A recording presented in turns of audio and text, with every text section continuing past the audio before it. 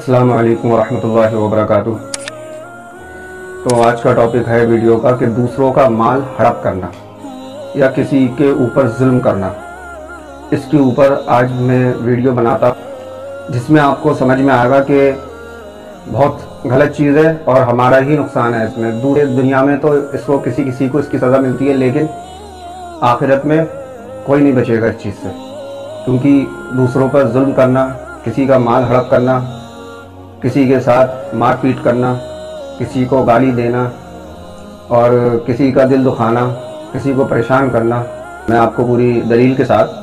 یہ حدیثیں پیش کروں گا۔ اور جو یہ گناہ ہے،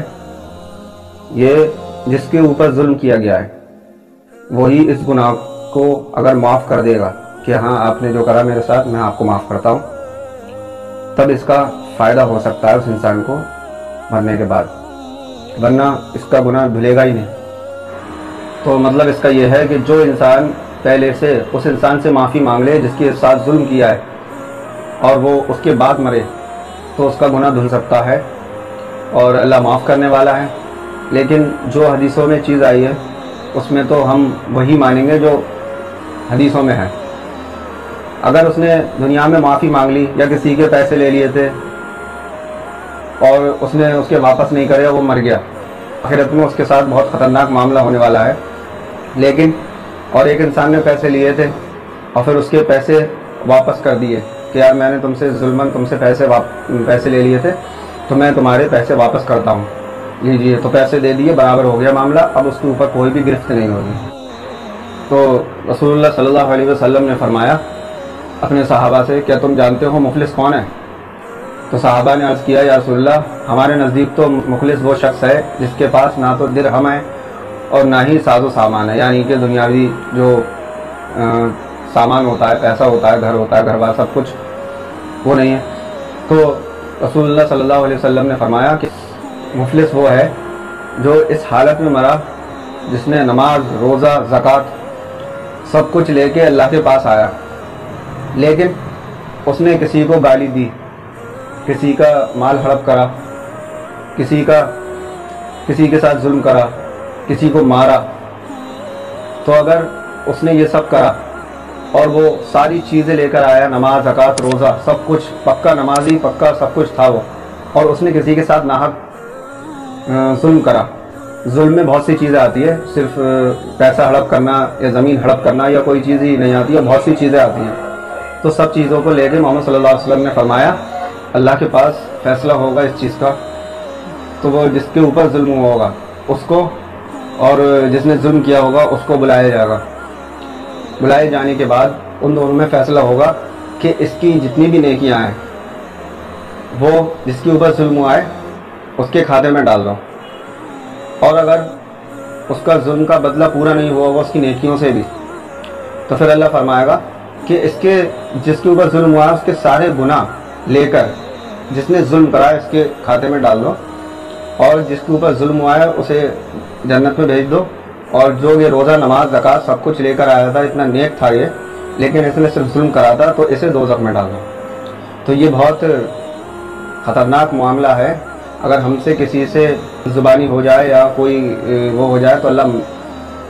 مرنے سے پہلے ان کے ساتھ اچھا سلوک کرو اور ان سے معافی مانگو، اور جس کا ناحق مال ہڑپ کرا ہے وہ زندگی میں ہی اسے واپس کر دو۔ اب یہ دوسری حدیث سنیں اور محمد صلی اللہ علیہ وسلم کی نصیحت کیا ہے اس کے لیے یہ بھی سنیں کہ رسول اللہ صلی اللہ علیہ وسلم نے فرمایا کہ اگر کسی شخص کا ظلم کسی دوسرے کی عزت پر ہو یا کسی بھی چیز پر اس کا ظلم ہو تو زندگی میں اسے معاف کرا لے، جس پہ ظلم کیا گیا ہو اس سے معاف کر لے، کیونکہ اس دن سے پہلے کہ جس دن نہ تو درہم ہوں گے اور نہ ہی دینار ہوں گے، اس کے بدلے میں اس کی نیکیاں جس کے اوپر ظلم کیا گیا اس کو دے دی جائیں گی، اور اس کی ساری برائیاں جس نے ظلم کرا ہے اس کو دے دی جائیں گی۔ تو اس سے ہمیں نصیحت حاصل کرنا چاہیے کہ ہم جس پر بھی ظلم کر رہے ہیں تو ہم بہت سوچ سمجھ کر کریں، کیونکہ